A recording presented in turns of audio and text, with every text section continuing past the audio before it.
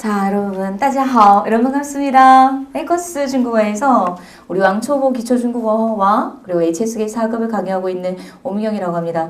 자, 제가 오늘 제일 중요한 건 2017년에 시험을 보시려고 하시는 학우님들에게 어떻게 하면 좀 효과적으로 공부를 할 수 있는지 기본의 기본을 다지는 그런 시간과 그리고 선생님이 2014년 이후로 한 번도 시험을 빠지지 않고 시험을 봤어요. 3년 동안에 우리 시험을 분석하고 2017년에는 이러한 방향으로 이러한 문제 유형으로 나올 수 있을 것이다. 출제 경향과 분석 그리고 문제 푸는 전략까지 좀 정리를 해드리도록 하겠습니다. 그래서 2017년에 여러분께서 뭐 상반기가 됐든 하반기가 됐든 시험을 보실 때 이런 팁들이 여러분 준비하시는 과정 속에 아주 좀 도움이 많이 되셨으면 좋겠습니다. 자, 우리 제목 그대로 2017년 대비 HSK 4급 전략 특강 들어가도록 할게요. 첫 번째 여러분, HSK 시험에 간단해서 소개를 해드리려고 합니다. 학생들이 4급이 들어오는데 HSK가 뭔지도 모르고 들어오세요. 어떤 분들은 저한테 HKS라고 말하기도 하고요. 그래서 간단하게 HSK 4급에 대해서 소개를 좀 하시고요. 그 다음에 두 번째는 2014년 이후에 선생님이 체감하는 게 있어요. 2014년과 2015년을 비교해도 시험이 참 많이 다르구나. 그리고 2015년과 2016년을 비교해도 이렇게 시험 문제들이 나오고 있구나. 이런 것들 선생님이 직접 참여해보지 않으면 여러분들에게 강의를 하지 못할 거예요. 그렇죠? 그래서 이러한 4급 출제 경향과 분석에 대해서 좀 해드릴 거고요. 그 다음에 세 번째 저는 이 부분을 굉장히 강조해드립니다. 여러분 많은 분들이 고등학교 때 중국어를 잠시 배우셨어요. 그리고 한 2개월, 3개월 정도 기초를 중국어 배우시고 4급 공부 좀 한번 해봐야 되겠다. 무턱대고 무식하고 용감하게 수업에 들어오십니다. 제가 너무 힘들어요. 그래서 우리 HSK를 들어가시는 입문자들에게 반드시 알아야 될 학습 팁 5가지를 좀 소개해 드리려고 합니다. 이거는 중국어 공부 4, 5, 6급을 떠나서 중국어 공부 모든 전 과정에서 알아야 될 기본의 내용이거든요. 그래서 항상 HSK 4급 들어가기 전에 제가 오리엔테이션으로 설명해 드리는 부분인데 우리 오늘 5가지 팁을 여러분들에게 알려드리고자 하고요. 그 다음 네 번째 제일 중요하죠. 듣기와 독해와 쓰기가 있는데 그 각 영역별 실전 문제풀이 전략이 있어요. 그래서 초급 학생들에게는 조금 어려울 거예요. 근데 한번 들어는 보세요. 잘 참고 견디시고 그 다음에 어느 정도 워밍업이 되신 학우님들한테는 문제를 이렇게 풀어야 됐구나. 그래서 내가 문제가 안 풀렸구나 라는 문제풀이 전략까지 제시해 드릴 거고요. 자, 마지막에 학생들이 해커스 오면 한 달 만에 공부한대요. 딴데요. 그 빡센 이유가 있어요. 거기에 대해 선생님이 우리 마지막 5세 만에 4급 단기, 그것도 그냥 합격이 아니라 고득점을 합격할 수 있는 전략에 대해서도 좀 알려드리고자 합니다. 자, 그럼 첫 번째 HSK 시험 소개 간단하게 하고 더 넘어갈게요. 자, 여러분 HSK는 여러분 중국어를 뭐라고 합니까? 여기서 중국어위라고 하시는 분들은 나가셔야 되겠어요. 여러분 중국어 뭐예요 여러분? 한족이 쓰는 언어 시작 한유 이렇게 들어가셔야 돼요. 수준은 여러분 水平 시험을 뭐라고 합니까? 考试 그래서 여러분 HSK 능력시험이라고 보시면 돼요. 그래서 한유 水平考试 한유의 H와 水平 수준의 S와 考试의 K를 약자를 따서 중국 사람이 시험 보는 거 아니에요. 그죠? 중국어를 배우는 외국 사람들의 커뮤니케이션 능력을 평가하는 시험이라고 생각하시면 되겠습니다. 그래서 이 정도는 기본으로 아셔야 되겠죠. 한유, 水平, 考试를 HSK라고 합니다. 여러분 저는요 굉장히 강조하는 부분이 있어요. 중국어는 뭐가 중요할까요 여러분? 어휘! 그거보다 더 중요한 게 있습니다. 뭘까요 여러분? 마스크. 여러분들의 얼굴 마스크. 쌤 오늘 화장 좀 했어요. 좀 예쁘죠? 평소 수업과는 다른 그런 모습입니다. 이런 마스크, 좋은 이미지를 스마트하게 줄 수 있는 게 중국어의 뭘까요? 성조예요. 발음이에요. 그래서 저는 HSK 4급을 그냥 학생들한테 달달을 외우십시오. 시험으로, 시험 유형만 가르치는 거 되게 싫어합니다. 먼저 중국어는 성조가 돼야 돼요. 자, 큰 소리 한번 읽어볼게요. 시작. 한유, 水平, 考试. 여기에서 나와서 뭡니까, 여러분? HSK라고 하는 거죠. 자, 그럼 여러분 HSK는 몇 급이 있을까요? 1급에서 6급까지 있어요. 자, 1급에서 6급인데 1급부터 3급까지는 거의 취급을 안 해드려요. 그래서 기초를 4급이라고 생각하시면 돼요. 4급, 5급, 6급. 자, 근데 눈에 띄는 게 있죠, 여러분. 4급은 몇백 개의 어휘를 암기하셔야 될까요? 1200개. 여러분께서 다음 달에 시험을 준비하시려면 몇 개의 어휘를 외워야 될까요? 1200개 외우셔야 돼요. 근데 제가 여러분들에게 알려드린 단어는 한 900개에서 800개에서 900개 정도. 자, 여러분 5급은요. 2배예요. 몇 개? 2500개. 그런데 6급은요 5,000개도 아니고 5,000개 이상. 이렇게 상, 하, 중, 고로 들어갑니다. 자, 근데 여러분 HSK 4급을 저는 시험을 안 보는 학생들에게도 추천해드려요. 왜냐면 1200개의 어휘는요 중급 수준의 회화를 구사할 수 있는 어휘량이에요. 쌤 진짜 1200개만 외우면 중급 정도의 회화가 됩니까? 네, 돼요. 일상생활에 쓸 수 있는 표현들을 다 구사할 수 있다는 거죠. 그래서 여러분께서 시험을 보든 안 보든 이 과정은 중국어 공부함에 있어서 반드시 거쳐가야 되는 과정이라고 생각하시고 공부를 해보실 수 있어야 된다는 겁니다. 굉장히 중요하겠죠. 그래서 저는 학생들에게 이런 이야기를 합니다. 연수 가시려고요? 여러분 연수 갔는데 중국에서 HSK 공부하는 학우님들이 있어요. 선생님이 중국에서 HSK 가르쳤었거든요. 중국에 가서 HSK를 공부하는 학생들이 있다니까요, 여러분. 뭔가 바뀐 것 같지 않아요? 그렇죠. 그래서 여러분들 연수를 생각하고 계십니까? 그럼 여기에서 4급은 따고 하셔야 돼요. 왜? 4급 정도 공부하고 나시면 그 정도의 어휘량을 습지하셨기 때문에 중국에 가셔서 현지인들과 뭐만 연습하시면 될까? 진짜 말하기. 회화를 공부할 수 있다는 거예요. 그래서 이제 사고를 좀 바꾸십시오. 중국에 가서 4급을 공부하는 것이 아니라 여기서 발음과 기초 4급을 따시고 중국에 가서 남들이 안 하는 현지인들과 한다면 6개월, 1년 교환학생 갔다 오셔도 다른 사람들이 2, 3년에 공부할 수 있는 양을 배우고 올 수 있다는 거죠. 근데 이렇게 얘기해 주는 사람이 없어요. 그리고 여러분들이 마음대로 결정하신다는 거죠. 여러분 오늘 이 특강 마치면 선생님이 1대1 상담해 드릴 거예요. 상담이 필요하신 분들은 여러분들 마음대로 수준도 안 되는데 4급 들으지 마시고요. 제 수준이 이겁니다. 그리고 저는 이렇게 공부하려고 하는데 향후 어떤 커리큘럼으로 공부해야 되겠습니까? 라고 해서 저의 이야기를 좀 들어주십시오. 되겠죠? 그래서 필요하신 분들은 언제든지 쌤한테 물어보고 이렇게 해서 강의를 좀 선택해 보셨으면 좋겠습니다. 그래서 여러분 몇 급부터 시작하셔야 된다고요? 여러분 4급, 5급, 6급으로 순차적으로 공부해 보시면 돼요. 자, 해커스에서는 발음부터 뽀뽀모포부터 중국어를 배우는 친구들이 있어요. 1개월 마스터 끝입니다. 그리고 나서 연계해서 몇 급? 4급으로 올라와요. 선생님 그게 가능해요? 해커스니까 가능해요. 선생님 교재니까 가능해요. 해커스 교재니까 가능해요.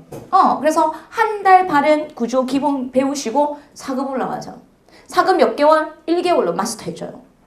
그리고 4급 공부하시고 나서 5급은 2개월 들으셔야 돼요. 그래서 총 몇 개월 여러분? 4개월이면 5급까지 딸 수 있어요. 조금 이따 가겠지만 5급까지 따면 어느 정도 취업하는 데 도움이 될 거예요. 그래서 해커스 중국어에 오시는 분들은 단기간에 공부 빨리 하려고 하시는 분들, 필요하신 분들, 간절한 분들이 오시면 그만큼의 효과를 얻으실 수 있어요. 그래서 딱 6개월만 적으세요. 6개월 중국어에 하루에 6시간 이상 정도만 투자할 수 있는 분들은 5급까지 따시고 취업에 도움이 될 수 있도록 만들어 드립니다. 그래서 믿고 한번 해보셨으면 좋겠어요. 그리고 쌤이 얘기하지만 자 HSK는 듣기, 독해, 쓰기 영역이 있어요. 그래서 여러분께서 4급을 시험을 보든 안 보든 각 영역을 다 연습할 수 있어요. 듣기도 하실 수 있고 독해도 할 수 있고 쓰기 영역도 할 수 있는데 각 영역별로 100점 만점이에요. 그래서 여러분 60점만 나오면 커트라인 180점의 합격이에요. 근데 여러분 180점 가지고 가서 뭐 하시려고요? 부끄러워서 내놓지도 못해요. 그래서 중요한 건 몇 점까지는 받으셔야 된다? 220점에서 250점까지는 공략하셔야 돼요. 한 달만 했으면 그렇게 딸 수 있어요? 딸 수 있어요. 좀 이따 그 비법에 대해서 알려드릴 거고요. 제가 말씀드렸죠? 4급 가지고는 힘들다고요. 근데 어떤 학우님이요. 뭣도 모르고 5급에 가서 아무것도 중국어 모르시면서 5급에 가서 앉아 계세요. 깜짝 놀랐어요. 그래서 우리 잘생긴 우리 김동환 선생님께서 내려가세요. 오셈하고 빡세게 공부 좀 하고 오세요. 그래가지고 내려오시는 분들이 은근히 많아요. 여러분 무식하면 용감할 수 있지만 한참을 돌아가십니다.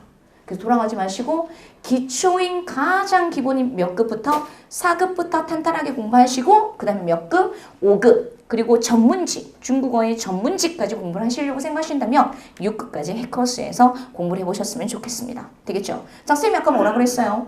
요즘에 영어는 웬만큼 다 700점, 800점, 900점까지는 다 계십니다. 그리고 전공도 거의 비슷해요, 학점은. 그래서 취업하는데 학생들이 취업 준비를 하다가 한 1년 정도 지나면 해커스 와요. 그래서 연령대가 24살, 26살이 제일 많아요. 왜? 취업이 영어로만 안 되거든요.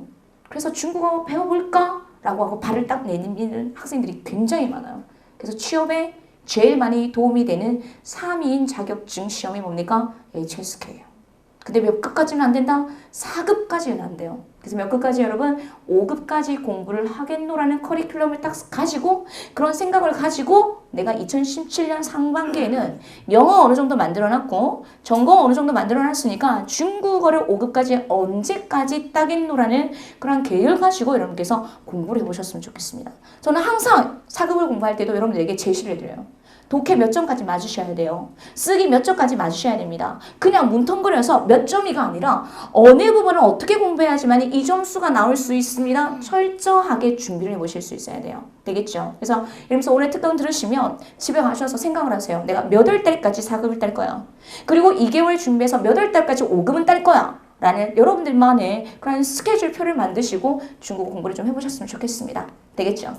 자, 두 번째 너무 중요합니다. 2014년 이후로 쌤이 HSK 4급 시험에 대해서 조금 분석해 드리려고요.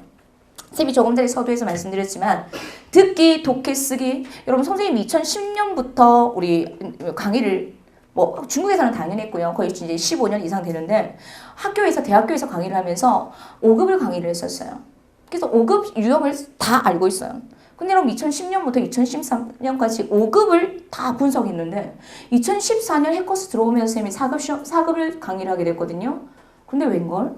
5급에서 나오는 내용들이 4급에 나오고 있어요. 와, 그래서 제가 그때 느꼈어요. 영역별 난이도가 굉장히 높아지고 있구나. 자, 그러면 여기서 쌤이 진짜 중요한 이야기를 할게요. 2010년부터 신 HSK가 시행이 됐어요. 그래서 교재가 우죽순으로 나오기 시작했습니다. 자, 그럼 묻겠습니다. 여러분들 교재를 보실 때 제일 먼저 중요하게 보는 게 뭘까요? 출판 연도. 근데 여러분들은 아니에요. 그냥 친구가 그 교재를 공부했대. 그럼 나도 그거 사서 봐요. 2010년도 출판됐고 2013년도 그 사이에 출판된 교재가 지금 새롭게 변형되고 있는 유형을 반영하고 있을까요? 뭐 절대로 못해요.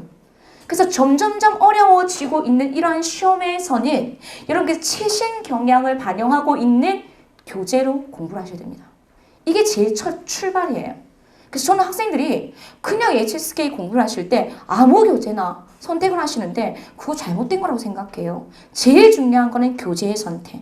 어떤 교재를 누구와 함께 할 것인가가 정말 중요하지 않을까요? 그래서 지금 출제 경향은 5급 문제가 4급에도 나오고 있고 점점점 어려워지고 있습니다. 어떻게 어려워지고 있는지 선생님이 1번, 2번, 3번으로 해드릴 거예요. 그래서 지금은 여러분 어떻게 준비하셔야 될까요? 절대로 이제는 4급은 만만한 대상이 아니에요. 정말 기초에서 탄탄한 기본을 익혀주시고 그 다음에 철저한 준비를 해주셔야지만이 4급을 조금 효과적으로 공부해 보실 수 있을 거예요. 자, 그런데 다행히 여러분 이러한 시험의 유형에는 패턴이라는 게 있어요. 제가 분석한 결과 이런 패턴을 찾을 수 있더라고요. 첫 번째 뭐냐면 여러분 이거는 비단 듣기의 얘기입니다. 듣기를 예문을 드리자면 자주 출제되는 유형이 있어요. 그래서 아마 저의 총평 강의를 들으시는 분들은 듣기에 이런 유형의 문제가 나옵니다. 몇 개가 나왔습니다. 이런 게 나왔습니다. 라고 잡아드리는 게 이런 거예요. 자, 여러분 토익에 보시면 가장 기본적으로 뭐에 관한 이야기가 나옵니까, 여러분? 장소에 관한 이야기가 나와요. 이거는 모든 시험의 기본인 것 같아요. 장소, 직업, 신분 이런 문제들을 묻는 문제들이 나옵니다. 근데 이런 불과 몇 문항? 다 합쳐봤자 3문항에서 5문항 정도밖에 나오지 않아요. 그런데 여러분 딱 보니까 문항 수에부터 정말 많이 나오는 게 뭡니까, 여러분? 첫 번째, 구체적인 행동을 묻는 문제. 그래서 저는 중국어 강의하면서 제일 강조하는 게 동사예요. 동사를 알아야지 듣기가 들리겠죠. 동사를 알아야지 해석을 할 수 있겠죠. 동사를 알아야지만이 수로를 먼저 배치할 수 있겠죠. 이게 중국어 공부에서 가장 중요한데 역시 듣기에도 구체적인 행동을 묻는 문제들이 과반수 10문항 이상이 나오고 있습니다. 이거는 이제 매달 문제 유형에 따라서 구체적인 행동을 묻는 문제가 많이 나올 수도 있고 그 다음에 그거와 똑같이 뭐 상태 상황. 여러분 상태 상황이 뭘까요? 형용사. 로 이루어진 문장이겠죠. 그래서 어떠한 말하는 사람의 상태 상황을 묻는 문제. 이런 것들이 10문항. 여러분 다른 거와 비교할 수 없을 만큼 압도적으로 많이 나오는 문제 유형이 있습니다. 그럼 여러분 듣기 공부하실 때 뭐 위주로 공부하셔야 될까요? 구체적인 상태 상황에 관련된 문제를 집중적으로 공부한다. 구체적인 행동을 묻는 문제를 집중적으로 공부하신다.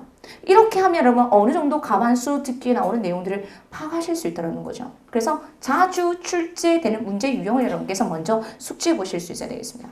자, 그 다음에 여러분 자주 출제되는 뭐가 있을까요? 어휘라는 게 있어요. 자, 뭐가 있습니까, 여러분? 동사는 무조건 나와요. 기본 동사들. 자, 여러분 화면을 보십시다. 이 5개의 첫 줄에 보면 공통된 부수를 가지고 있는 동사가 있어요. 전부 다 동사예요.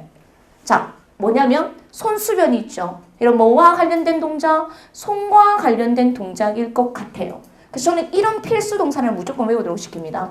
자, 첫 번째 여러분, 닦다라는 동사가 나옵니다. 한번 읽어보실까요, 여러분? 차, 이런 동사들이 나와요. 그 다음에 안다라는 동사, 빠오, 이런 거요. 그 다음에 걸다라는 동사, 꽈, 이런 거요. 자, 쓰레기를 버리면서 뭐가 나왔냐면, 릉이라는 이런 동사들 나오고요. 들다라는 동사, 다이라는 이런 동사들이 나오더라고요. 여러분, 오늘은 그냥 보세요, 눈으로. 아, 이런 기본적인 동사들이 나오는구나. 그래서 저는 동사를 외울 때 손수변이 있는 것들끼리 딱 묶어서 암기를 시켜요. 이런 동사들이 단어만 외우시면 안 되겠죠. 단어는 뭘로 암기하셔야 될까요? 문장으로. 어떤 문장 그림에서 어떤 문형들이 나왔는지 알려드려요. 그래서 자주 출제되는 어휘가 있어요. 이런 기본적인 동사가 나오고입니다. 여러분 전부 다 뭐? 동사예요. 자, 제 기초 수업 들으시는 분들 오늘 굉장히 많이 오셨는데요. 맛에 관련해서 선생님이 외우라고 그랬어요. 자, 인생의 희노애락을 중국 사람들은 뭘로 표현한다고 그랬어요? 맛으로 표현한다고 그랬어요. 그래서 여러분 시다 뭐 있습니까, 여러분? 시작, 수완, 달다, 시작, 티엔, 그 다음에 쓰다, 시작, 구, 그 다음에 맵다, 라. 중국 사람들이 인생의 희노애락을 이렇게 표현하더라고요.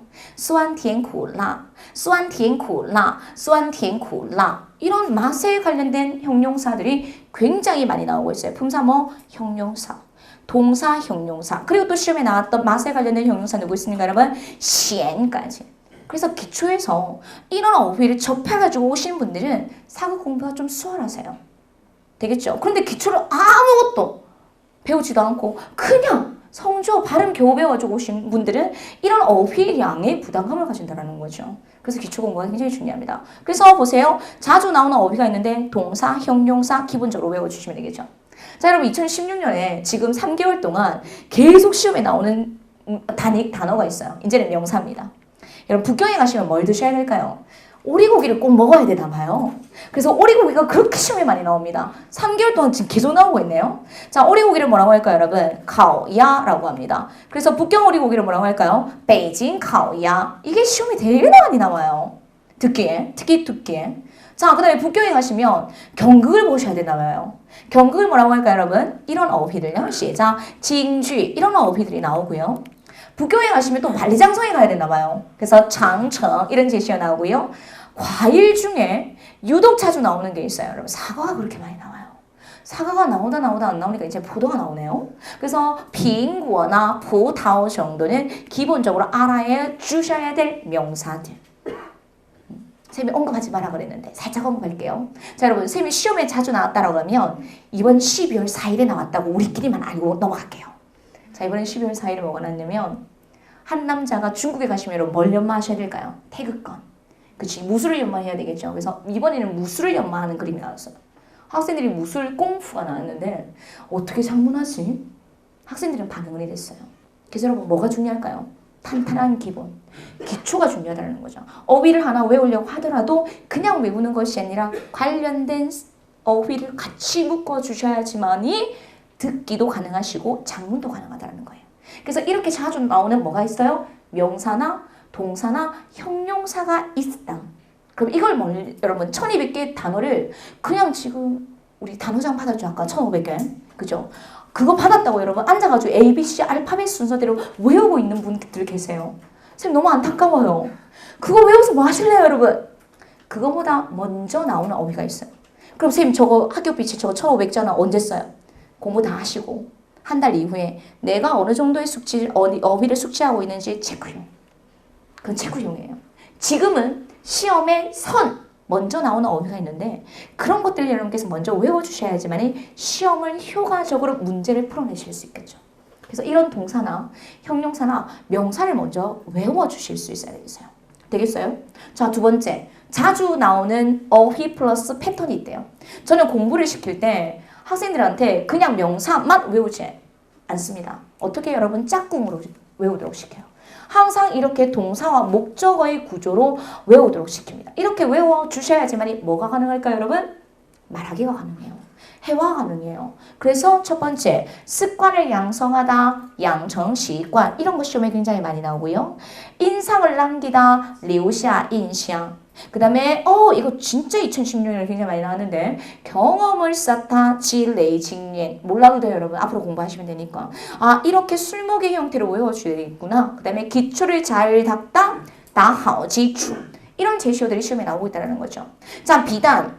동사 목적어의 형태로 외워주시는 것뿐만 아니라 그 다음에 주술로의 형태로도 외워주셔야 돼요. 아까 여러분 중국 공부가 나왔다고 그랬어요. 중국 무술. 그러면 그가 하는 공연이 훌륭하다. 그래서 이런 지금 나오는 훌륭하다. 징차이라는 어휘를 알아야지만이 중국 무술이 나왔다고 하더라도 징차이라는 어휘로 표현해내실 수 있어야 된다는 거죠. 그래서 공연이 훌륭하다. 表演精彩. 表演精彩. 이런 표현을 여러분께서 숙지해 보실 수 있어야 되겠어요. 그리고 지식이 풍부하다. 시작. 知识丰富. 시험에 자주 나오는 이런 패턴들. 그래서 어떻게 어휘를 외우셔야 된다고 여러분? 술목이나 주술의 형태로 기억해 보실 수 있어야 되겠어요. 굉장히 중요하겠죠. 그래서 시험에는 자주 나오는 어휘가 있고요. 자주 나오는 패턴이 있습니다. 이런 패턴대로 여러분께서 공부를 해보실 수 있어야 되겠어요. 자, 두 번째. 저는 여러분들에게 어떤 어휘를 딱 알려드리면 여러분 그냥 그것만 가르쳐드리지 않고 상황별 문형으로 설명해드립니다. 자, 요즘 추세에 부사가 굉장히 많이 언급되고 있거든요. 자, 부사 한번 보도록 할게요. 자, 여러분 本来라는 부사가 있어요. 한번 읽어볼까요, 여러분? 시작. 本来. 이런 本来는 본래예요. 자, 문형이 어떻게 이렇게 이루어집니다. 아, 첫 번째 동사 하려고 했는데 두 번째 동사 했어. 이런 상황별 문형이라는 거죠. 내가 친구랑 등산을 가기로 했는데 친구가 갑자기 아파서 내가 무엇을 하게 되었어. 그럼 여러분 어느 부분을 집중적으로 들으셔야 될까요? 첫 번째 동사, 두 번째 동사, 두 번째 동사를 치중해서 들으셔야 된다는 겁니다. 되겠어요? 그래서 이렇게 문형으로 공부를 해보실 수 있어야 되는 겁니다. 本来였어요. 사급 필수 부사예요. 자, 그 다음에 顺便이 있어요. 이것도 시험에 굉장히 많이 나옵니다. 顺便은 여러분 뭐뭐 하는 김에라는 의미를 가지고 있어요. 자, 그럼 여러분 이것도 어떻게 들으셔야 될까요? 첫 번째 수로 하는 김에 두 번째 수로 한다. 그래서 두 개의 수로를 이런 것을 들으셔야 돼요. 듣기를 들을 때.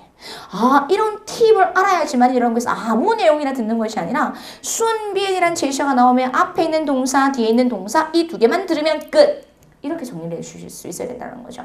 자, 세 번째. 그럼 징란 몇 달 전에 나왔었어요. 남동생이 대학에 들어갈 수 있는 실력이 아니었대요. 그런데 다 징란 考上大学 그가 뜻밖의 대학에 합격했대요. 징란이 나오면 여러분 뜻밖의 생각하지도 못한 일이 일어났어요. 그러면서 듣기 제1부분에 남동생이 합격하지 못했다. 이런 말이 나왔어요. 일치, 불일치, 불일치.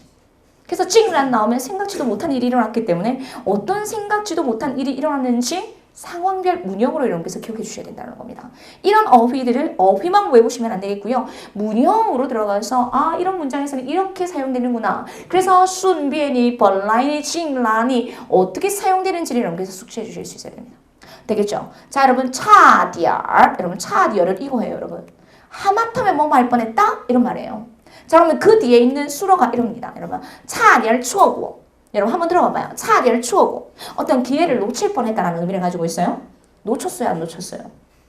다행히 놓치지 않았어요. 그래서 가로쳐서 함축하고 있는 내용은 다행히 놓치지 않았다. 근데 여러분들은 듣는 그대로만 듣거든요. 그래서 놓쳤다 이렇게 하시더라고요. 그래서 差点은 나오면 반대로 생각하셔야 돼요. 동사 할 뻔했는데 동사하지 않았어. 이런 의미까지 여러분께서 이해를 하시고 문제를 듣는 걸 들으실 수 있어야 되는 겁니다. 너무 중요한 팁이겠죠. 근데 이런 걸 모르고 여러분께서 그냥 사전적인 의미만 외운다. 하마터면이 문장상에서는 어떻게 쓰이는지가 더 중요하거든요.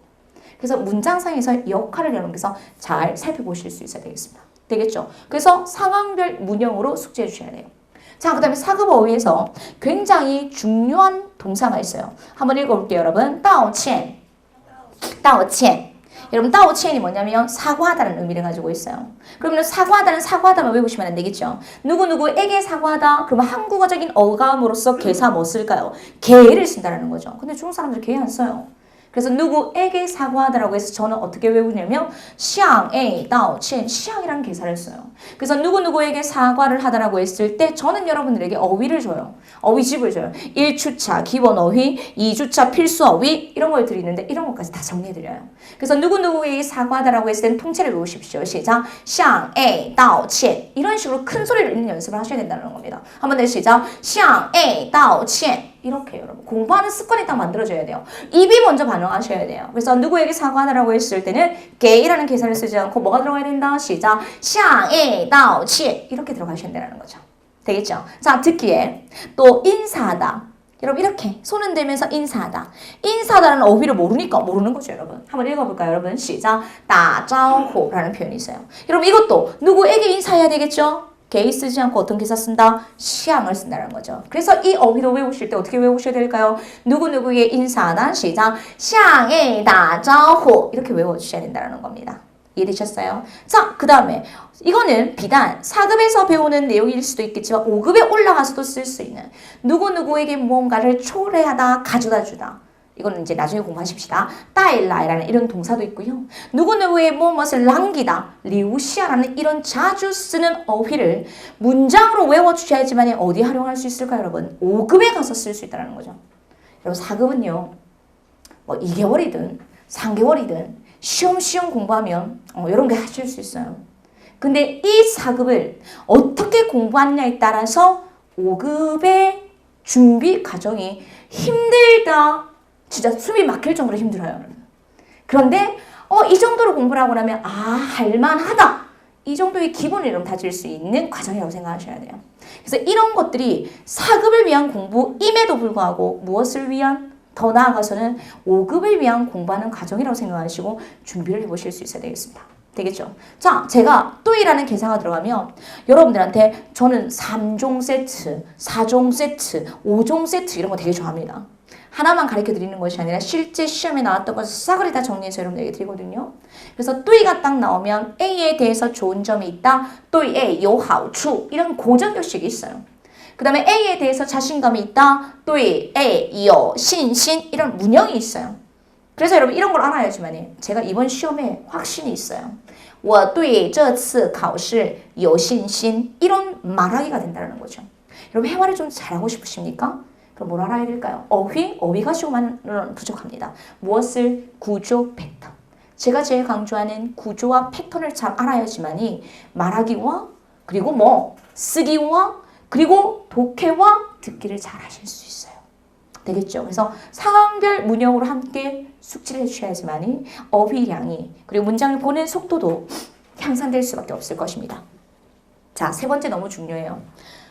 이거는 제가 지금 처음 특강에서 처음 하고 있어요. 2016년을 분석한 결과 출제되는 품사가 바뀌고 있습니다. 자, 아까 쌤이 제가 뭐라고 했어요? 기본적으로 나오는 어휘가 동사, 그리고 형용사, 그리고 명사. 근데 여러분 출제 어휘가 바뀌고 있어요. 어떻게 바뀌고 있냐면 양사가 나오고 있어요. 이게 첫 번째 다 양사예요. 두 번째 뭐가 나오고 있냐면 여러분 시험에 2010년부터 13년까지는 양사 한 번도 나오지 않았어요. 부사 한 번도 안 나왔어요. 그런데 지금 뭐가 나오고 있다? 양사가 언급이 되고 있고 그리고 부사가 언급이 되고 있고 자 여러분 이번 시험에 뭐가 나왔냐면 조동사까지 나왔어요. 의무와 당위를 나타내는 조동사까지 나오고 있고요. 그 다음에 이번에 또 시험에 나오는 개사까지 나오고 있습니다. 한 번도 기존의 시험에 명사, 동사, 형용사를 제외한 다른 품사들은 거의 나오지 않았습니다. 하지만 2016년에는 여러분 양사와 부사와 조동사와 개사와 그리고 중국어의 특징인 뭐들이 나오고 있냐면 보어 등이 나오고 있습니다. 그래서 여러분께서 이제는 어떻게 공부하셔야 될까요? 동사, 명사, 형용사 기본으로 외워주셔야 되겠고 선생님만 알고 있는 시험에 나오는 뭐예요 여러분? 양사들, 부사들, 그렇죠? 조동사들 그리고 보어 등을 공부해 주셔야지만이 어디에 적용할 수 있을까요? 다양한 파트별로 듣기, 독해, 쓰기에 적용할 수 있어요. 3번 너무 중요하겠죠. 기존에 공부하는 방법과 다를 거예요. 왜? 기존에는 이런 문제들이 나오지 않았기 때문에. 근데 지금은 패턴이 바뀌고 있습니다. 출제되는 품사의 변화가 일어나고 있어요. 그래서 여러분께서 어휘를 외우실 때도 어느 부분에 집중을 하자? 이제는 양사나 부사나 조동사, 개사 이런 것들을 집중을 해서 여러분께서 외워보실 수 있어야 된다는 겁니다. 그래서 해커스 교재 플러스 선생님이 여러분들에게 제공해드리는 자료. 그것이 시험에 반영된 문제이기 때문에 유용하게 쓸 수 있다는 거예요. 교재만으로도 교재 80% 이상의 적중률을 보이고 있어요. 선생님이 매달 시험을 보러 가는 이유는 항상 이런 마음 물어봐요. 해커스 교재에서 얼마나 나왔을까? 학생들한테 어떤 이야기를 해줄까? 그런 기대로 가는데 80% 이상의 출제율을 보고 있다면 20%는 선생님이 책임져 드립니다. 그 20%를 여러분께서 채워서 단기간에 공부를 하셔야 되겠죠. 그래서 이런 걸 모르시면 여러분 진짜 공부할 수 있을까요? 낡은 교재로 쉽게 공부하실래요? 조금 어렵지만 빡세지만 효과적으로 공부하실래요? 그래서 여러분께서 사고의 전환이 필요할 것 같아요. HSK 시험은 비단 시험을 위한 공부가 아니라 뭐의 향상? 내가 말하기와 중국어 실력을 전체적으로 향상시킬 수 있는 시간이 되셨으면 좋겠어요. 이런 식으로 공부한다면 여러분께서 시험을 위한 공부가 아니라 좀 재밌게 유익하게 공부를 해보실 수 있을 것 같아요. 그래서 여기까지 선생님이 지금 2014년부터 지금 3년간 시험을 보면서 바뀌어가고 있는 패턴에 대해서 좀 정리를 좀 해드렸습니다. 자, 세 번째 들어갈게요. HSK 막 시작하는 입문자가 반드시 알아야 될 학습 팁 5가지로 정리해드렸어요. 첫 번째 뭐냐면 여러분, 모든 중국어의 뼈대가 뭘까요 여러분? 저는 4급에 올라오면 항상 학생들에게 뭐 잡으라고 하냐면 주술목 잡으라고 그래요. 주술목. 그래서 항상 여러분 제 수업이 아니더라도 제 상황이 되지 않아서 제 수업을 못 듣는다 하더라도 앞으로 중국어 공부하실 때는 여러분 항상 뭐 잡는 연습을 하고 들어가야 될까요? 주술목 잡으세요. 부가성분들은 다 버려버리고 뭐 잡는 연습해라? 주어, 수어, 목적어, 기본을 잡는 연습을 하셔야 됩니다. 선생님 듣기도요? 당연하죠. 듣기, 무엇을 했는지, 누가 무엇을 했는지를 듣는 거예요. 그래서 모든 중국어 4급, 5급, 6급 전 영역에 있어서 제일 중요한 거는 주어, 수어, 목적어를 잡는 것입니다. 그래서 첫 번째, 중국어의 기본 구조를 익혀주셔야 되겠죠. 자, 두 번째, 쌤이 50%는 뭐의 싸움이라고 그랬어요? 조금 전에. 자주 출제되는 어휘가 있다면서요. 명사가 있다면서요. 동사와 형용사가 있다면서요. 그래서 기본 어휘는 여러분께서 외워주셔야 됩니다. 거기다가 시험에 자주 나오는 뭐가 있어요? 패턴이 있어요. 필수 어휘는 외워주셔야 됩니다. 이걸 누가 정해줘요 여러분? 선생님이 여러분들에게 정해드리는 거예요. 1500자 그건 나중에 보시고 먼저 선으로 시험에 자주 나오는 어휘, 기본 어휘 플러스 필수 어휘 800개에서 900개를 딱 외워주셔야 된다는 겁니다. 자, 근데 여러분 이거 외우는 거는 다른 학원하고 똑같을 거예요. 다른 강사랑 똑같을 거예요. 자, 그럼 세 번째가 뭐가 있을까요? 저는 여러분들에게 어휘를 드리는데 문장으로 드려요. 문장을 어떻게 외워요? 근데 여러분 학생들이 단어만 외우는 것보다는 문장으로 외우는 게 훨씬 더 유용하대요. 그래서 저한테 제 수업을 들은 학생들은 저한테 그래요. 선생님 문장 더 주세요. 문장 더 주세요. 이런 얘기를 굉장히 많이 들었어요. 너무 좋죠 여러분. 그래서 어휘는 단어만 외우시면 안 돼요. 어떤 문장으로? 일상생활에서 자주 쓰는 대화문. 시험에 언급됐던 문장. 그렇죠? 그리고 앞으로 자주 나올 수 있는 내용들. 그래서 저는 여러분들에게 전부 다 기출 문장으로 드려요. 자, 그런데 선생님 수업 방식 여러분 아까 딱 보이죠? 문장 달달달 앉아서 공부하실래요? 아니요. 먼저 뭐가 반응하셔야 돼요? 입이 반응하셔야 돼요. 선생님이 4살짜리 아이가 있어요. 그리고 2살도 있어요. 지금 뱃속에 아이도 있어요. 선생님 애국차예요? 그죠? 자, 그런데 이 4살짜리 아이가 글을 쓸까요? 못 적어요. 쓰면 천재지. 그런데 못 적어요. 근데 말을 되게 잘해요. 말을 막 해요. 근데 제가 앉아가지고 너 이거 써야 돼. 글 쓰는 연습 먼저 시킵니까? 말하는 연습 먼저 시킵니까? 말하는 연습 먼저 하셔야 되겠죠? 중국도 마찬가지예요.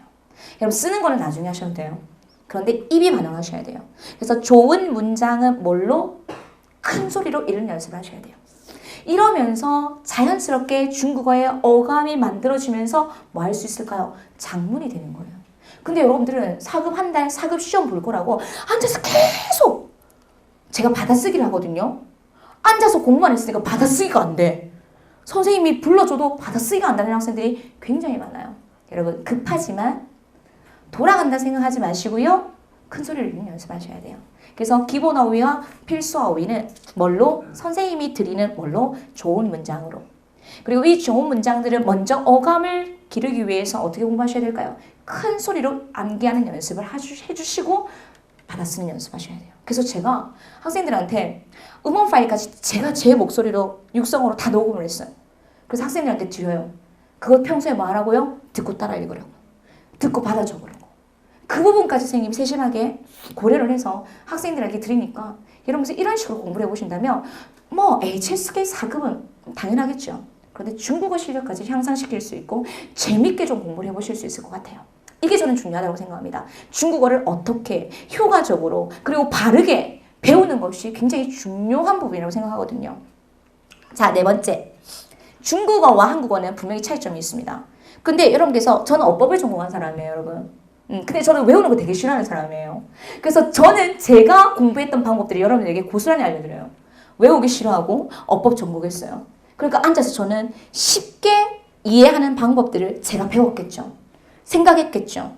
그것들을 여러분에게 알려드려요. 그래서 어법을 가르칠 때, 문법을 가르칠 때 한국어와 중국어의 차이점을 비교해드려요. 근데 많은 선생님들은 뭐라고 하냐면 이건 이거예요. 던져버려요. 아니지.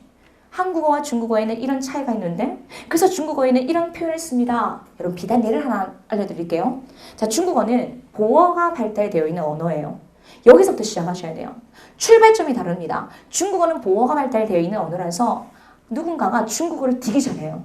그러면 그 사람 중국어 참 잘해. 우리는 뭘로 표현해요? 부사어로 표현해요. 그 사람 중국어를 참 잘해. 근데 여러분 중국 사람들 어떻게 하는지 아세요? 사고의 변화. 말하는데 잘한다? 어순이 달라요. 말하는데 중국어를 말하는데 그 말하는 정도가 훌륭하다? 이렇게 얘기를 해요. 그래서 이런 차이점을 알아야지만 한국어의 문장을 중국어로 바꿔서 표현할 수 있겠죠. 그래서 중국 사람들은 보어가 발달되어 있어서 와, 그 사람 중국어 참 잘한다 라고 했을 때 说得很好 말하는 정도가 훌륭해 라는 표현으로 들어가야 된다는 거죠. 그래서 저는 여러분들에게 문법 설명할 때 한국어와 중국어를 비교해드려요. 한국어에 공통점이 있어요. 또 중국어와. 그거는 우리가 받아들이고 차이점은 어떤 차이점이 있는지에 대해서 외우는 것이 아니라 그것의 원리를 파악해서 공부를 하죠. 그러면 머릿속에 원리가 정리가 됐기 때문에 여러분께서 훨씬 정확한 문장들을 생각을 하고 여러분께서 입으로 내뱉으실 수 있을 것 같아요. 구조도 이해할 수 있고요. 그렇죠? 너무 중요한 방법인 것 같죠, 여러분? 그래서 이제는 중국어 공부하실 때 차이점을 생각하십시오. 중국어와 한국어에는 어떤 차이점이 있고 공통점이 있는지를 생각하시면 여러분께서 좀 더 효과적으로 공부를 해보실 수 있을 것 같아요. 자, 마지막. 5, 6급은 아닙니다. 하지만 4급은 여러분 공부 방법이 틀려요. 여러분 새 코스 교재 베스트셀러라고 하니 교재를 딱 샀어요. 그래서 우리는 그런 거 있잖아요. 작심삼일. 그래서 제일 첫 페이지 듣기를 딱 듣습니다. 듣기를 들었는데 모르는 단어만 12개가 나와. 다 찾아봐요. 하다가 공부하다가 지쳐요. 그래서 4급은 여러분께서 기초가 약하기 때문에 듣기, 독해, 쓰기 순으로 공부하시면 안 돼요. 어떻게 공부하셔야 될까요? 제일 먼저 쓰기를 통해서 중국어의 구조, 패턴, 품사, 문장 성분을 익힌다. 그 다음에 시험에 자주 나오는 뭐가 있다고요, 여러분? 어휘가 있는데 필수 어휘를 외워주셔야 돼요. 그리고 나서 독해 파트에서 쓰기에 배웠던 문제풀이 유형을 적용을 해서 주, 슬, 목 잡는 연습을 하셔야 돼요. 그래서 구조와 어휘량을 공부하고 나서 그 다음에 뭐 드셔야 되겠습니까? 마지막 듣기를 들어야지만이 효과적으로 공부를 하실 수 있어요. 그래서 저는 학생들에게 상담해 주는 이유는 중국어의 베이스가 된 분들은 듣기, 독해, 쓰기 순으로 공부하라 그래요. 인터넷 강의도 마찬가지고. 근데 기초가 거의 보면 4급을 준비하시는 분들은 굉장히 약해요. 그러면 뭐 먼저 공부하셔야 될까요, 여러분? 쓰기. 그렇죠? 그리고 뭐 보셔야 될까요? 독해. 그 다음에 뭐 보셔야 되겠습니까? 듣기. 그래서 1주차, 2주차는 쓰기. 3주차, 2주차, 3주차는 독해. 그리고 마지막 주차는 여러분들에게 듣기를 강의해드려요. 그래서 이런 식으로 여러분께서 정확한 공부 방법을 아시고 공부를 해보실 수 있어야 되겠습니다. 이런 베이스가 깔리고 나면 여러분 5급에 올라가서는 듣기, 독해, 쓰기 순으로 공부하셔도 돼요. 근데 4급은 여러분 기초가 너무 약하기 때문에 어떻게 공부해라? 쓰기, 독해, 듣기 순으로 공부해 보셨으면 좋겠습니다. 되시겠죠, 여러분? 굉장히 중요한 선생님만의 공부학습 팁이에요. 모든 문장은 뭐 잡는 연습해라? 주어, 수로, 목적어 잡는 연습하십시오. 그리고 어휘가 선으로 나오는 어휘가 있습니다. 기본 어휘, 필수 어휘를 암기하는데 뭐로 외워라? 문장으로 외우십시오. 하지만 쓰는 것보다 먼저 뭐가 입이 반응할 수 있도록 뭐 해라? 이렇게 중국어를 큰 소리로 읽는 연습을 하시면서 자연스럽게 어감을 길러보십시오. 그리고 공부를 하실 때는 항상 중국어와 한국어의 차이점을 비교하셔서 공부를 해보신다면 여러분께서 외우기보다는 그 원리를 이해하는 순으로 공부를 해보실 수 있을 것 같아요. 자, 그 다음에 네 번째, 어떤 순으로 공부하셔야 될까요? 너무 중요하겠죠, 여러분. 그래서 이제부터 중국어 공부하실 때, 사극 공부하실 때는 쓰기 파트 먼저 하십시오. 그리고 독해, 듣기 순으로 순차적으로 공부해 보시면 조금 단기간에 효과적으로 공부를 해보실 수 있을 것 같아요. 되겠죠? 세 번째였습니다. 자, 네 번째 들어가겠습니다. 각 영역별 문제풀이 전략이에요. 너무 중요하겠죠, 여러분? 선생님이 또 얘기하지 말라고 했는데 전부 다 기출 모았어요. 시험에 나왔던 문제를 다 모았습니다. 그래서 이런 문제가, 이런 어휘가 시험에 나오는구나. 너무 중요합니다. 자, 그런데 여러분 들어가기 전에 듣기는 어떻게 문제를 풀어야 되겠고, 독해는 어떻게 공부해야 되겠고, 쓰기는 어떻게 공부해야 되는지 먼저 전략을 좀 봅시다. 자, 듣기 들어갈게요. 학생들이 그냥 무식하게 들어요. 아닙니다, 여러분. 먼저 무엇을 확인하셔야 될까요? 보기를 먼저 확인하십시오. 제일 먼저 무엇을 확인한다? 보기를 확인하십시오. 저는 항상 학생들한테 보기에 답이 있다고 얘기해요. 그래서 보기를 먼저 확인하시고 이 보기가 장소에 관련된 문제인지, 직업에 관련된 문제인지, 신문에 관련된 문제인지, 구체적인 행동, 상태, 상황에 관련된 문제인지를 문제 유형을 파악해내실 수 있어야 돼요. 보기를 보는 이유는 문제 유형을 파악하기 위한 목적입니다. 그래서 해커스 교재 듣기 딱 보시면요. 듣기 제1부분은 학교비 제1번부터 8번까지 문제 유형을 아주 과학적이고 체계적으로 분석해드렸어요. 듣기 제2부분과 3부분도 역시 학교비 제1번부터 7번까지 싹 정리가 잘 돼 있어요. 이렇게만 공부해보시면 되는 거예요, 여러분. 그래서 듣기는 여러 종류의 문제를 보지 마시고요. 해커스 교재 안에 있는 문제 유형만 들으시면 충분히 적용할 수 있어요. 거기다가 플러스 실전 모의고사까지 있으니까. 되겠죠? 그래서 듣기는 그냥 듣는 것이 아니라 무엇을 확인하셔야 될까요? 보기 먼저 확인하시고 문제 유형 파악하시고 그 다음에 전체 다 들으실래요, 여러분? 학생들이 그래요. 다 안 들린다고 뭐라 그래요? 제가 그래요. 바꿔서. 사금인데 어떻게 다 들리겠어요? 들릴 필요 없어요. 뭐 잡는 연습 역시 듣기도 주어, 수어, 목적어 잡으면서 뭐 잡는 연습, 핵심 키워드 잡는 연습이 듣기의 전략이에요. 다 안 들려도 돼요. 핵심 키워드 잡는 연습을 할 거예요. 그래서 오늘 좀 이따가 쌤이 여러분들에게 4개의 문제를 준비해드렸거든요. 뭐 잡는 연습 하셔야 될까요? 핵심 키워드 잡는 연습을 해보실 수 있어야 된다는 겁니다. 자, 1번 들어가도록 하겠습니다. 여러분 듣기 제1부분에서는요. 주어진 제시어가 일치하는지 일치 여부를 묻는 문제 유형이 나옵니다. 자, 쌤이 먼저 뭐 확인하라고 했어요? 뭐 확인하라고 했어요? 보기 확인하라고 그랬어요. 여러분 보기 한번 읽어봅시다. 모르면 밑에 쌤 단어까지 다 찾아드렸는데요. 우리 학습 자료에 그쵸? 단어 다 있죠? 자 1번 봅시다. 한번 읽어보세요. 시작. 위ren 그 다음에 交流 그쵸? 그 다음에 아주 중요하다. 很重要 뭐 먼저 확인하라고 그랬어요? 주어진 제시어 확인하라고 그랬습니다.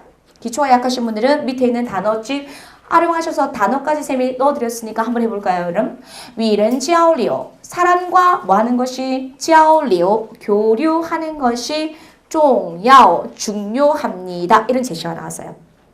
여러분 듣기 뭐 나올까요? 交流라는 이런 키워드가 나올 것 같죠? 그래서 交流 이거 핵심 키워드예요.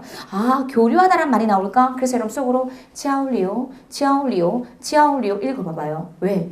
내가 읽어낼 수 있어야지만 듣기가 들리거든요. 그래서 与人交流很重要 사람과 교류하는 것이 아주 중요해. 사람과 교류하는 것이 중요하다. 交流重要가 핵심 키워드일 것 같아요. 그러면 이런 내용들과 일치하는지 불일치하는지의 여부에 대해서 들어보시면 되겠죠. 자, 선생님 1번 준비해 드릴게요. 여러분 한번 들어보세요. 한번 들어보세요. 멘붕이 와도 좋습니다. 한번 들어보세요. 어떤 내용이 나오는지. 现在社会的竞争压力很大，如果你想要获得成功，不仅要学习丰富的知识，还要学会与人交流的艺术。与人交流很重要。 그럼 제일 마지막에 어떤 게 나오던가요, 여러분? 모르겠지만 与人交流 이렇게 나오던가요? 하나도 모르겠죠? 그래서 여러분께서 뭐 위주로 들으셔야 될까요? 술목 위주로 들으셔야 되겠습니다. 자, 그러면 보십시다. 现在社会的竞争压力很大. 여러분 여기서 아주 중요한 주술 잡으셔야 돼요. 竞争压力大. 여러분竞争 밑에 업이 있는데 여러분 경쟁,压力, 스트레스가 아주 커요. 이런 걸 들으셔야 됩니다. 그래서 获得成功, 다른 거 다 버려버리고 술목, 获得成功, 경쟁 스트레스가 너무 크니 성공을 얻고자 한다면 뭐 하셔야 되나요 여러분? 술목 역시 学习知识, 지식을 배워야만 합니다. 근데 어떤 지식? 풍부한 지식을 배워야 되겠고 그 다음에 还要学会与人交流的艺术. 마지막 키워드 뭐라고 그랬어요? 배워야 된대요. 사람과의 교류하는 기술을 배워야만 합니다. 라고 했어요. 그러면 마지막 이 学会与人交流的艺术 딱 나왔기 때문에 일치, 불일치? 일치. 그래서 여러분께서 일치할 때는 딱 이렇게 표시해 주시면 되겠고 틀렸을 때는 X로 표시해 주시면 되는 거예요. 그래서 일부분은 이렇게. 여러분 봅시다. 선생님이 지금 전체 내용 다 들으라고 했어요? 아니요. 뭐 잡는 연습해요? 여러분 듣기도? 술목. 그치? 술목 위주로 핵심 키워드 잡는 연습을 하셔야 돼요. 이런 훈련들이 안 되니까 듣기는 안 들리는 거예요. 첫 번째 어휘가 몰라서. 그 다음에 두 번째는 뭘 몰라서 술목 위주로 듣지를 못해서. 그래서 여러분께서 훈련을 하실 때는 뭐 위주로 찾는 연습을 해라? 술목 위주로 찾는 연습을 해보실 수 있어야 되겠습니다.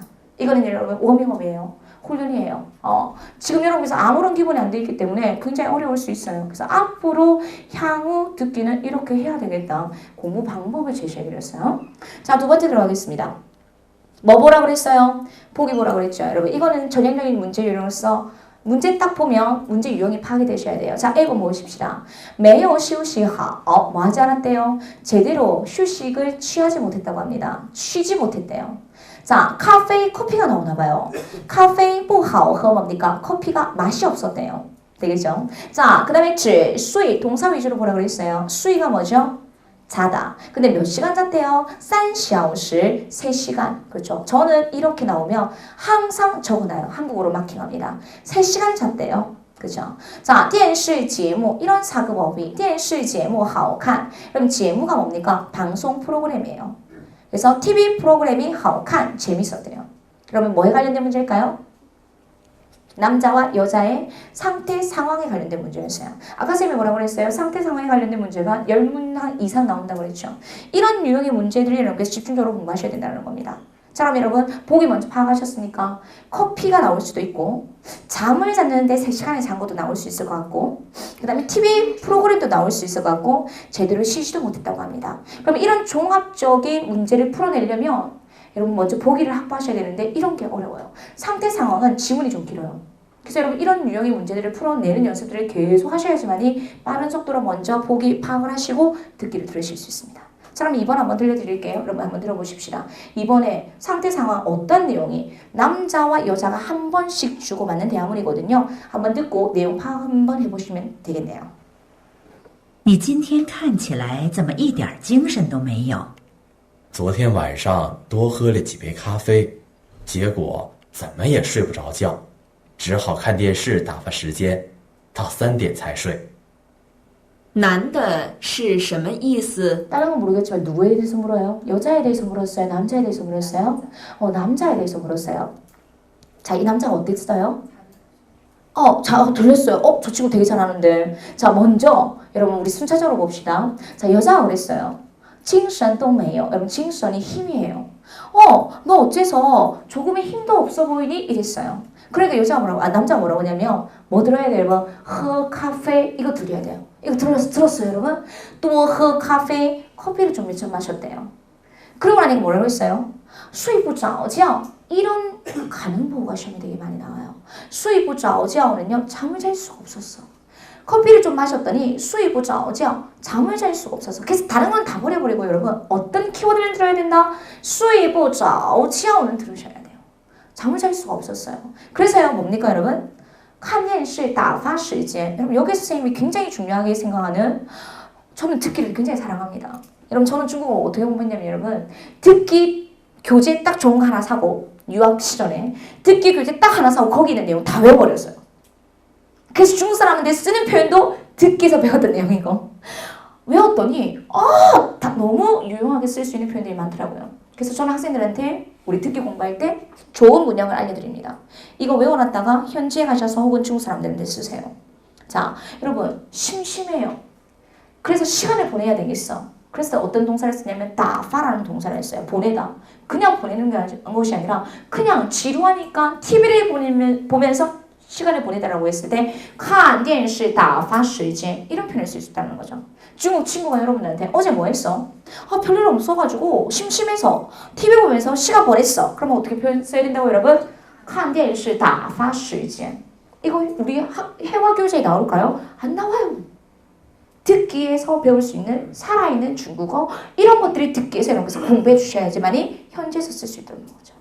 여러분들 이런 걸 모르니까 그냥 넘어가는 거예요. 그래서 이런 중요한 어휘는 들어보실 수 있어야 됩니다.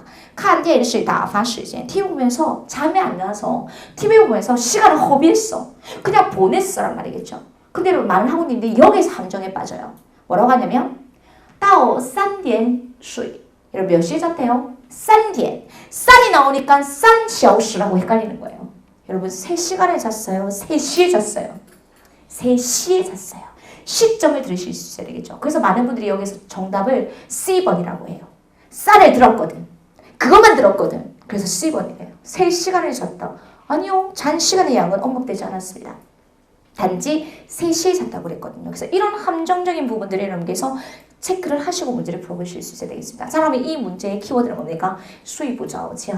잠을 잘 수 없었어? 그러면 바꿔서 나오는 표현 남자에 관해서 알 수 있는 것은 무엇입니까? 정답 A, B, C, D 중에 C는 아니니까 뭐예요 여러분? 제대로 쉬지를 못했다. 睡不着觉 잠을 잘 수 없었어? 그래서 제대로 쉬지 못했다. 정답 뭐예요? A. 이렇게 들어가야 되는 거죠. 어렵죠? 이런 문제들이 10문항이나 나오고 있어요. 기본적으로. 이거는 뭐 그냥 적게 나오는 것도 아니고 기본적으로 10문항 이상이 나오고 있습니다. 그래서 첫 번째, 무엇을 확보하셔야 될까요? 보기를 읽어낼 수 있는 시간을 확보하셔야 돼요. 그리고 음원을 들을 때 그 지문의 전체의 내용을 들으려는 욕심을 버리세요.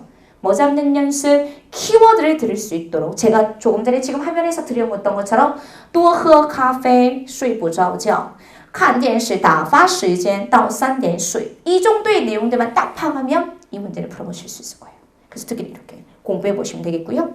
자, 우리 3, 4번 들어갈게요. 듣기 제3부분이 제일 어려워요, 여러분. 단문. 아주 긴 지문이 나와요. 그 지문에 2개의 질문이 연결되어 있는 문제가 나옵니다. 근데 여러분 무려 몇 개가 나오냐면 단문이 5개나 나와요. 그럼 문제는 몇 개? 10개. 와, 여기서 학생들이 듣기를 점수를 다 까먹어요.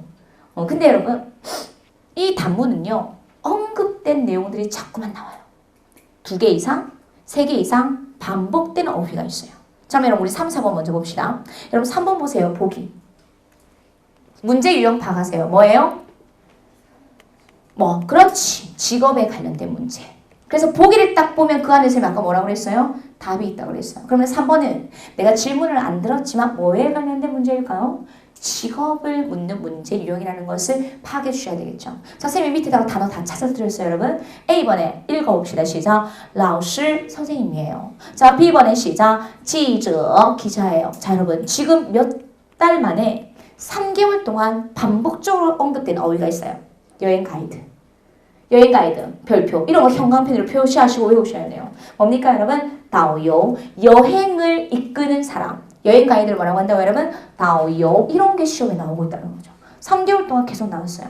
그래서 여러분 이거 얘기하는 김에 여러분 해커스 들어가면 무료 자료 진짜 많거든요. 선생님 좀 이따 무료 자료 좀 뭘 들어야 될지 선생님 자랑 좀 해드릴게요. 첫 번째, 해커스 풀 서비스는 반드시 여러분께서 신청하셔야 돼요. 이거 전부 다 무료다? 무료인데 몰라서 못 들어요. 그래서 풀 서비스 들어가시면 선생님이 매달 총평 강의를 해드려요. 그리고 매달 적중 강의를 해드려요. 여러분 총평 강의는 너무 중요한 게 이번 달에 나왔던 총평 강의는 다음 달에 시험을 볼 거면 여러분께서 반드시 들어주셔야 돼요. 왜? 이번 달에 나왔던 어휘들이 다음 달에 무조건 나오니까. 그래서 총평 강의를 통해서 어떤 어휘를 선생님이 강조해 드리는지 어떤 유형의 문제가 나왔는지를 여러분 분석해 주셔야 돼요. 여러분 적중 강의 12월 적중 강의 찍었거든요, 선생님. 11월 적중 강의 찍었거든요. 시험에 비슷한 것들이 고스란히 나왔어요. 선생님 좀 이따 쓰기에서 어떤 문제가 바꿔서 나왔는지 알려드릴 거예요. 그렇죠. 그래서 적중 강의와 총평 강의는 너무 중요해요.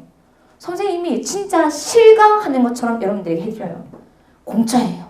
그렇기 때문에 여러분께서 시험 보시기 전에 기본적으로 시간만 된다면 6개월분 그리고 안 된다면 3개월분은 기본적으로 듣고 이런 어휘들이 자주 언급됩니다 라는 것들을 파악하고 가셔야 된다는 거죠. 그래서 그 총평 강의에서 지금 3개월 동안 자주 언급되고 있는 직업군이 뭐가 있다? 다오요가 그렇게 많이 나오고 있어요. 되겠죠? 자, 부호유엔은 뭡니까?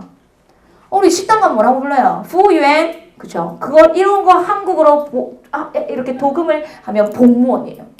복무원 이렇게 불러요. 그래서 부호유엔 이렇게 부르면 식당에서 종업원 이런 의미를 가지고 있어요. 여러분 듣기에 부호유엔 이거 나왔어요. 그럼 이 사람 어디에 있을까? 在食堂, 식당에 있다. 이런 것들을 이렇게 풀어내시면 되는 겁니다. 되겠죠? 그래서 3번은 뭐에 관련된 문제? 직업을 묻는 문제. 보기에 답이 있어요. 되겠죠? 자, 4번은 봅시다. 要小心 뭐죠? 조심해야만 한다. 有趣 뭐죠 여러분? 재밌다. 应该禁止 별표. 이게 12월 4일에 고사를 나왔어요. 언급하지 마라 그랬는데. 어쨌든 마땅히 금지해야만 한다.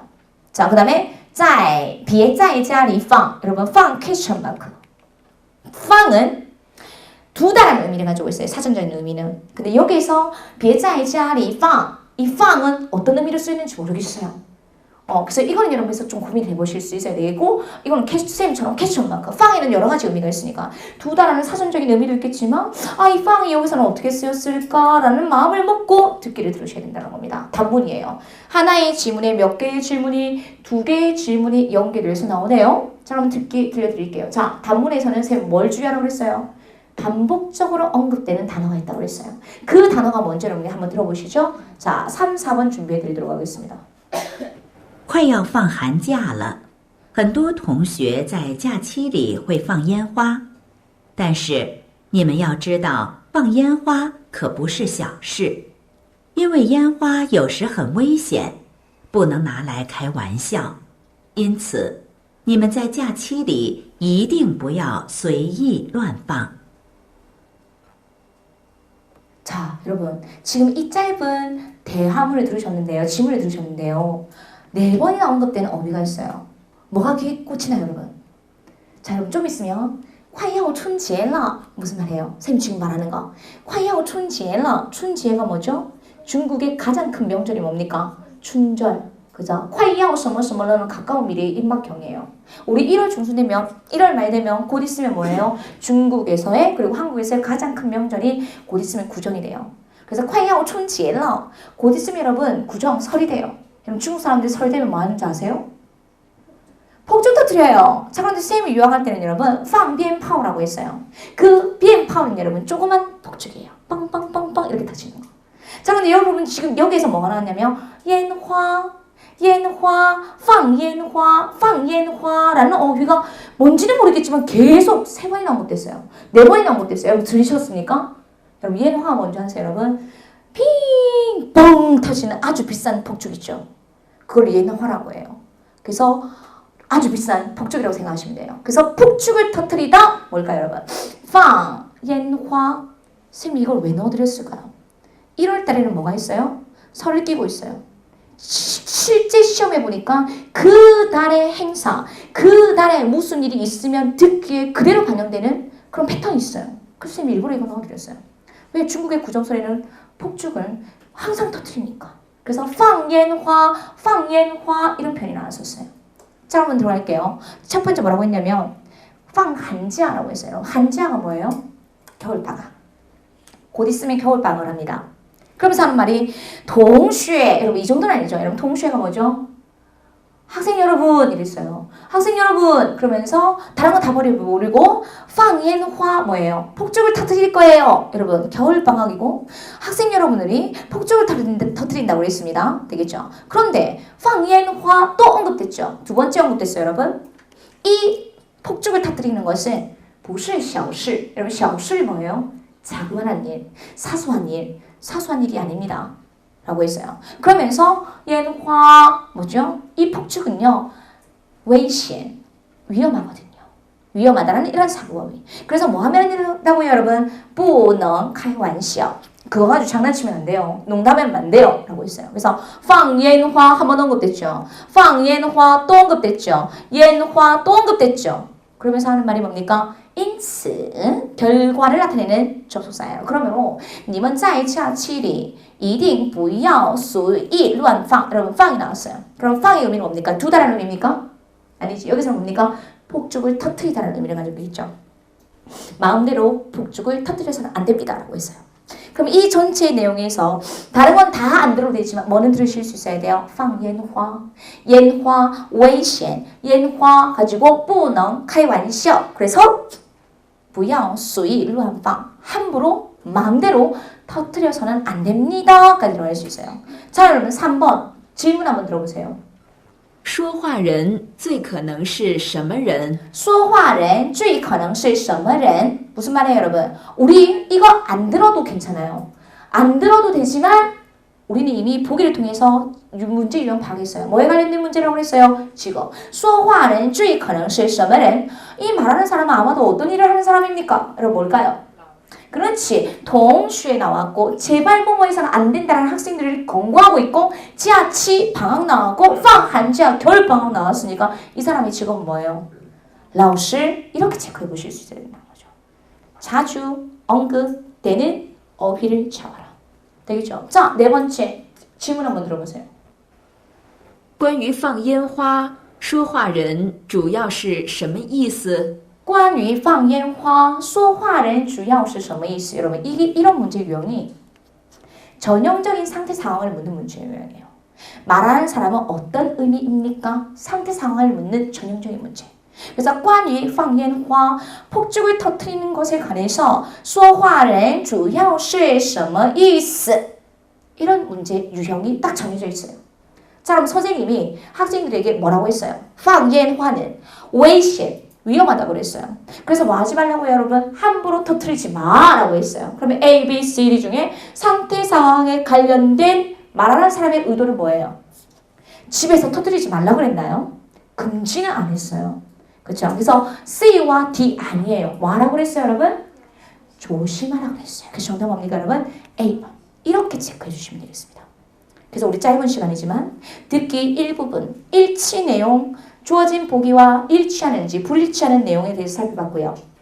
자, 이 부분, 3부분 남자와 여자가 한 번씩 대화를 주고받거나 아니면 두 번씩 대화를 주고받는 문제 유형에서는 구체적인 상태 상황을 나타내거나 아니면 구체적인 행동을 묻는 문제 유형이 나오거나 아니면 제3부분 단문에서는 뭐가 나옵니까, 여러분? 긴 하나의 질문에 두 개의 질문이 나올 때 무엇을 볼 수 있는 시간을 확보해라? 당연히 보기를 볼 수 있는 시간을 확보하시고 자주 언급되는 어휘를 위주로 이렇게 들어보실 수 있어야 되겠습니다. 이게 듣기에 문제를 푸는 전략적인 방법이라고 생각하시면 되겠습니다. 자, 여러분 듣기 들어보니까 뭐 때문에 안 들려요? 어휘를 모르니까 안 들리는 거예요. 구조를 모르니까 안 들리시는 거예요. 그래서 어휘와 구조는 기본이라고 생각하시고 듣기를 훈련해 보실 수 있어야 되겠죠. 자, 넘어가겠습니다.